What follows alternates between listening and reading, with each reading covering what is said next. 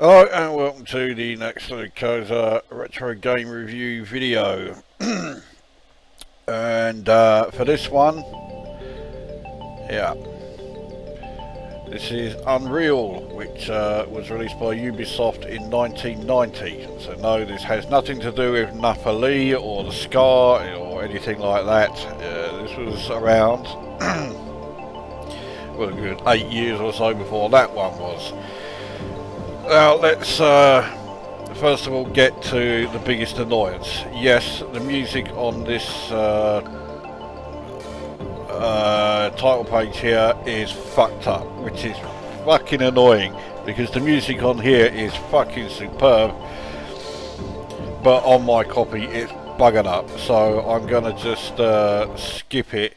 But I like the music so much that I downloaded the original mod file for it and then made another video, and I've already uploaded that. So if you want to listen to the music, it's on my retro game music playlist. So yes, the actual music for the entire game was written by Maniacs of Noise. Almost all of it was by Charles Deenan. It could be Charles Deenan, I don't know how it's pronounced. Dutch fellow anyway. It's actually a bit of a surprise because I always thought that he did all of the actual like software programming side. He was the one who made the drivers that Maniacs of Noise used for both the 64 and the Amiga. So I don't know how much music he's actually done. But yeah, he was one of the founding members of Maniacs of Noise. So certainly has the ability though. So anyway, here we are then with what is effectively the second title page, which basically consists of a load of bobs or blitter objects, if you must give them the full name. Yeah, well, they were used an awful lot when it came to showing off Amiga graphics. So, well, the story behind this game is as predictable and cliched as it gets. You have to rescue some princess or something.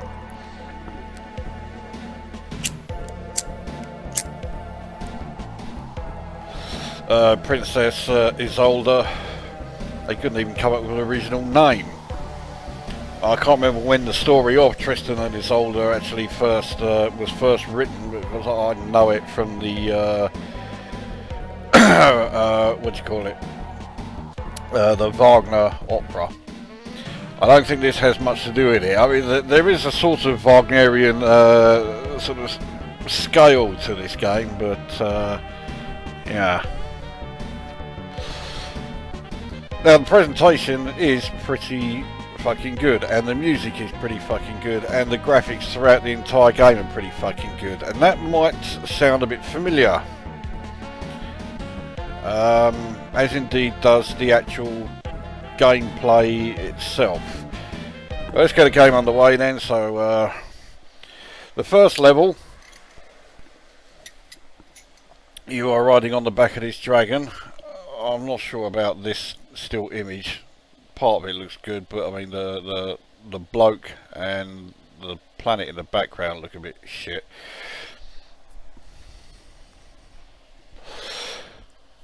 But yes, this level plays very much like Space Harrier. It's a 3D level, and you have to, we don't have to, but you can destroy basically the trees and any of the creatures that you find, but you have to avoid like rocks and fly through arches and stuff. You also get various items that you can pick up. They will do one of three things. They will either give you extra shield. If you look at the top, you see that like burning whatever it is that's burning. With 99 next to it, that's your shield. On the opposite side, where you have like the icon of the dragon, that's your weapon power. So as you pick up more items that will increase that, your shots get more and more powerful. In the middle is the score. The third item that you can pick up is just a score bonus. It's not all that impressive. So anyway, here we go. Now the graphics are a bit jerky. It is very handy that we get these hints coming up telling you that you know an item to pick up is on its way, and which directions to go. So yeah, we've just got the extra score there, which isn't all that important. You don't lose a life if you hit anything, but okay, so because my shield is so high, I'm now unshootable, which it says in some pretty broken English. Yes, so if you hit too many things, you will crash and come to a grinding halt, and then you have to start up again. Now, because I have taken some damage from hits, I will now be able to get extra shield. I wish you would fucking hurry up and drop it, because I fucking need it. There we go. And hopefully, no. So the extra weapons are really building up. I've got some pretty strong weaponry here. Now the extra weapons are really fucking starting to build up. So it sounds like I hit something else there. Again, my weaponry is still going up, but yeah, I just keep fucking flying into all sorts. So I've got to get my shield down. There is no getting away from the fact that this game is fucking difficult. It is really tough. And this is the easiest level. This isn't the only level like this where you're flying around on the back of the dragon. There are, I think actually it goes alternately. So you do one level of this, then one level on foot, a bit like Pegasus, I suppose. And graphically, this is much better than Pegasus. Here's something else. Got an extra score, but I'm not interested in score. I'm interested in shield. That's what I want. So this level does go on a little bit, as you have no doubt noticed. You also may have noticed you can't fire that quickly. I am firing as fast as I can. Some more shield. Again, extremely useful. Eventually, we will get to the actual cave. Here we are with the dinosaur still within it. Got to keep low here. You can still hit the ceiling.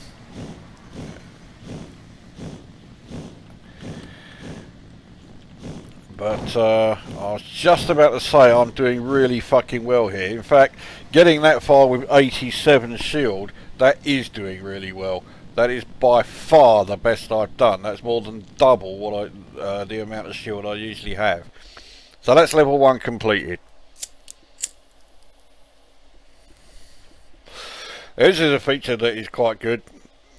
Saving you having to go through each bloody level, you know, from the beginning again. At the end of each level and before the next one starts, you have the option to save your game. Since I'm doing this video, I won't be bothering. So another still image. That one does look a bit homoerotic to me. I don't know about you, but I do think there is something almost euphemistic about the sword there.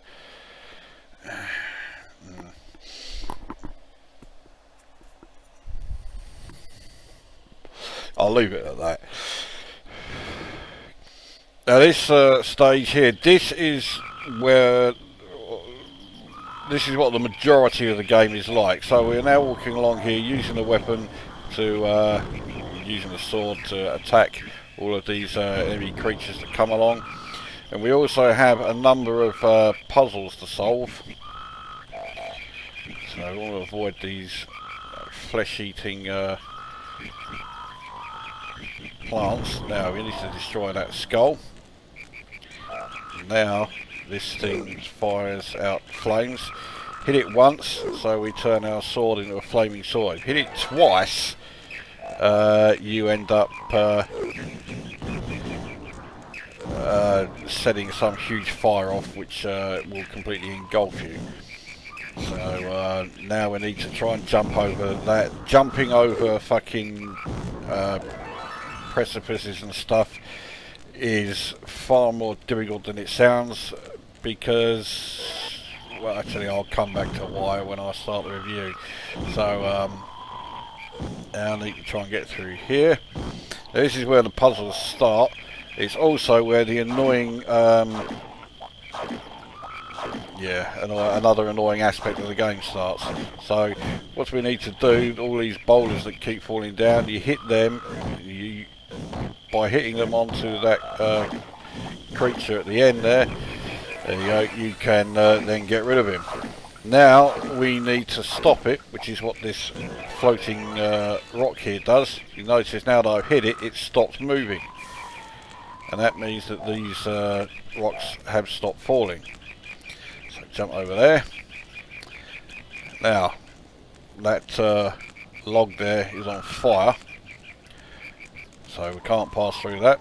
So what we do, hit that, get the rock starting again, and now you notice we pick up this sort of magical bubble, and that turns the sword into something that basically a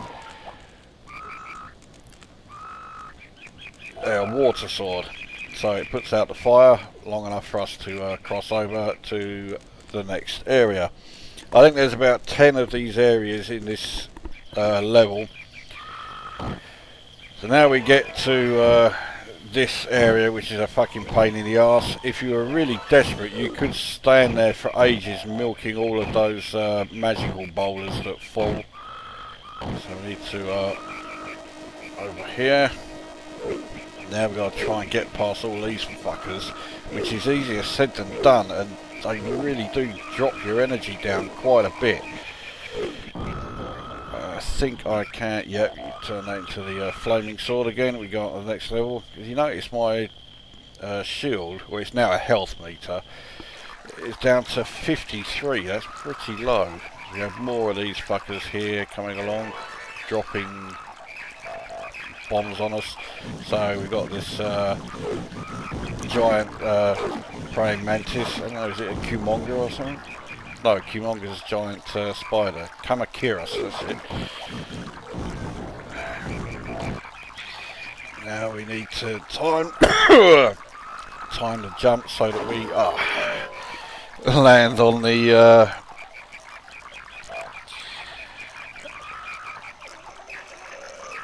the logs.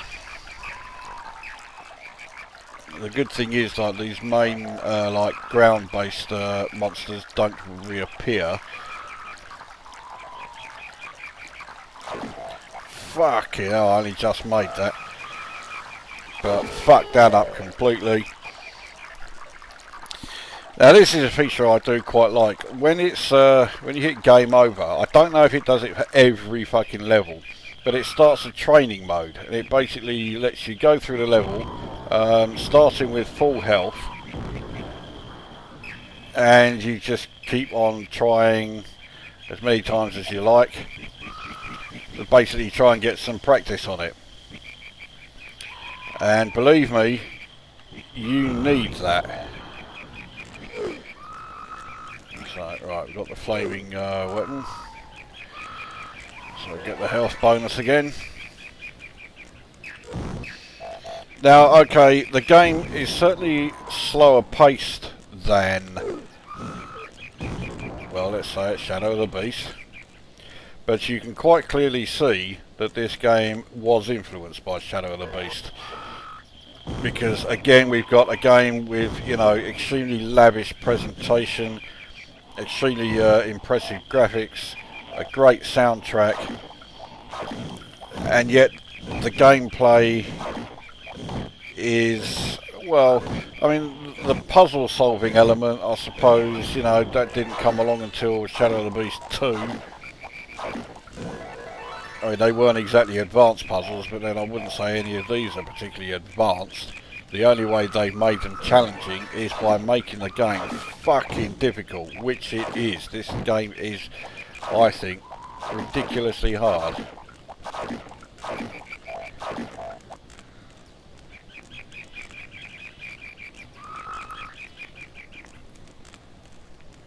Fag's gone out.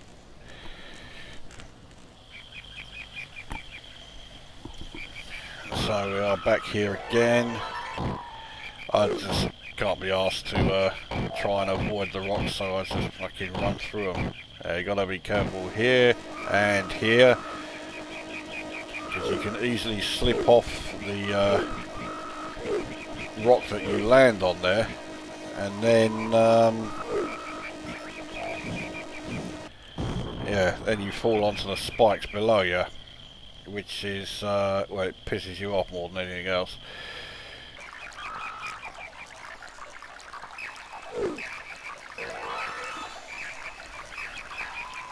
So I don't seem to be doing any worse than I did first time around.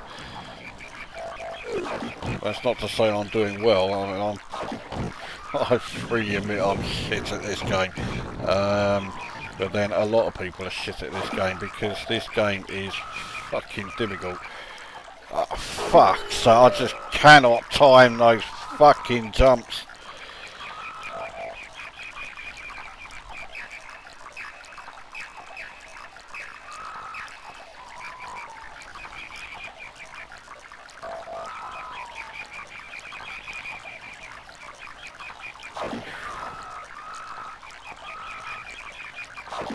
Oh, fucking made that one. And then fucked up that one. No my luck, I'll make it this time with my fucking 10 health, so I got absolutely fuck all chance of getting anywhere.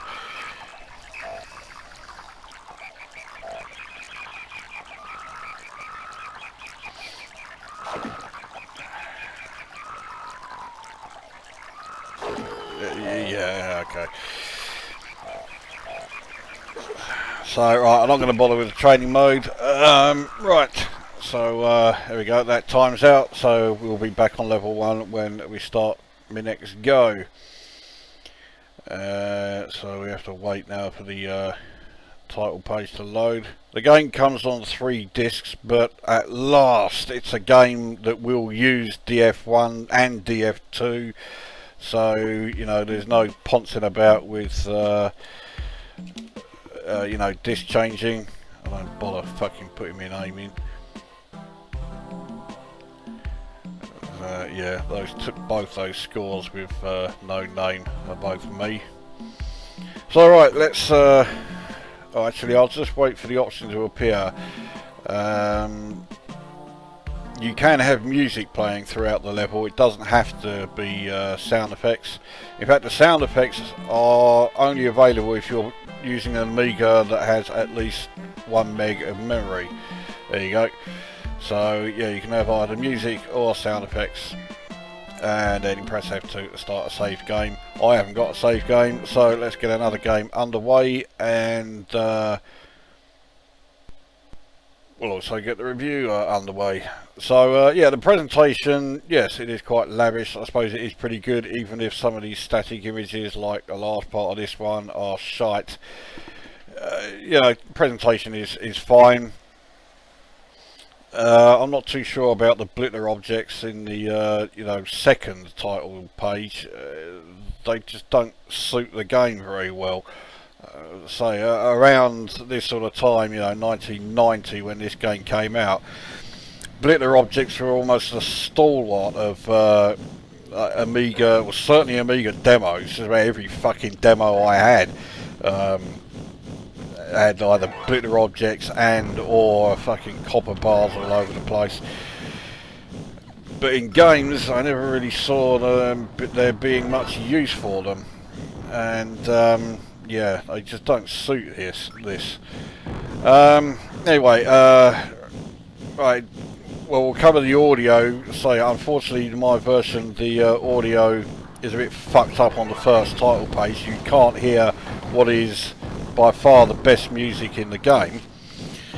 But all the music is fucking fantastic. In fact, the music is by a distance, as far as I'm concerned, the best thing in the entire game.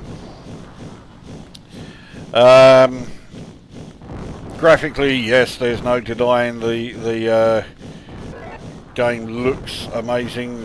Graphically, it's fucking superb. Yes, the graphics do get rather blocky here when they get close towards you through the 3D section, but then let's face it, they look shit when they get close to you in Sega Y-board games. So, you know, if the fucking Sega Y-board setup can't handle them, then what chance does a fucking Amiga 500 have?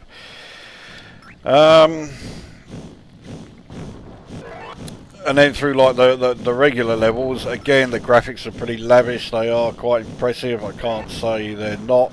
Well, I could say they're not, but I'd be fucking lying. They are really good. So you do certainly see the Shadow of the Beast influence there. Again, with the graphics being, you know, really well worked on. And you know, they've done everything they can to make sure the graphics are as impressive as they could get them. Then there's the gameplay, and that is where they have followed the example of Shadow of the Beast too closely. The game is fucking hard.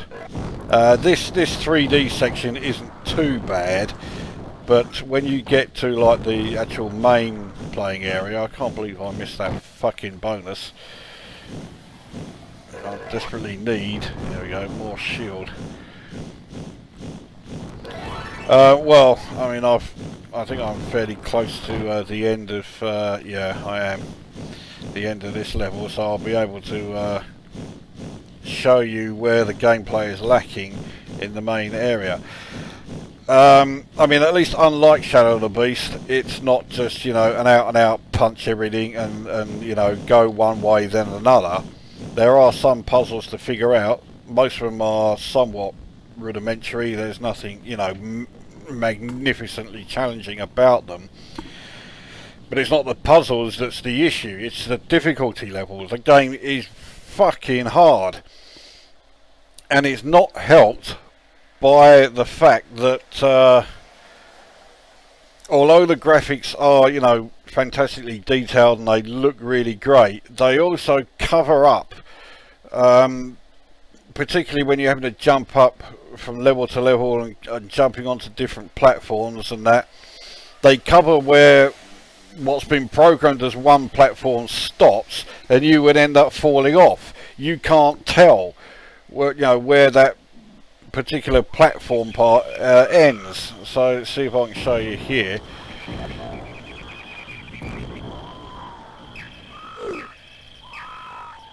So right, we're up here. So yeah, now we're suddenly travelling downwards, but it's not like we were travelling down with the platform that you know, the elevation change just didn't flow with where we were actually walking, and it's the same with trying to determine how far or not you need to be standing to jump over these gaps. So I mean, okay, I made it, but it looks like I only just made it. Now on that level, or that section anyway of this level, it's not so bad, but it gets really annoying around here. So we'll get around here. So we just walk up here, walk a little bit, and suddenly you've been killed because you've fallen onto that those spikes. Well, as far as I could tell, I was still on the platform. I don't know why the platform, you know, where that platform edge bloody started, and it's again the same when it comes to jumping off the platform here, because if you fall off it, you're impaled on the spikes again, and then it's determining how far to walk when trying to judge the distance for that jump. So it's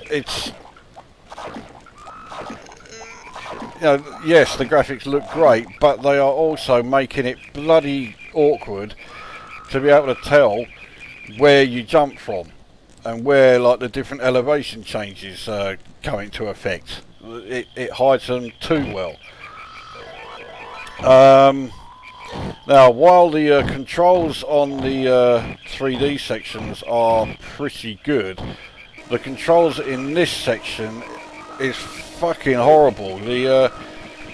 Once you started, well, you cannot attack and move at the same time. You have to stop when you're attacking. The controls feel extremely sluggish. You just fucking made that.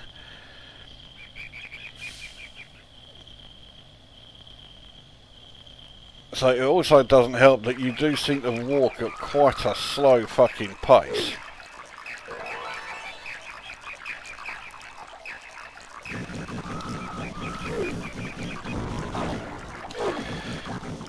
And again, like Shadow of the Beast, some of these enemies are just so fucking difficult. There is no way you can,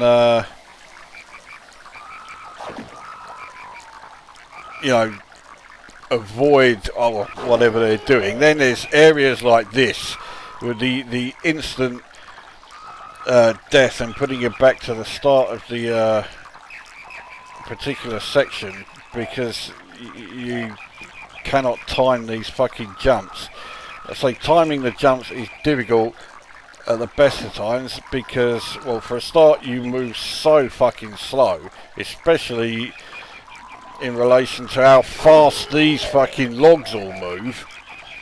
I mean, the logs move fucking something like twice the speed that you do.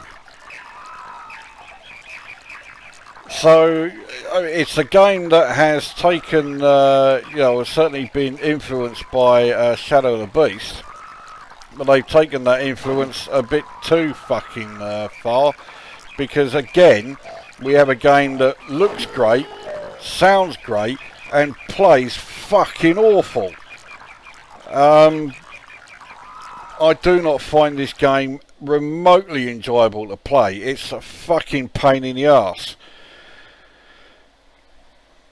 So I rate this game 3 out of 10. It gets a point for the graphics, which are great, a point for the music, which is superb, and a point for the sound effects, which are great,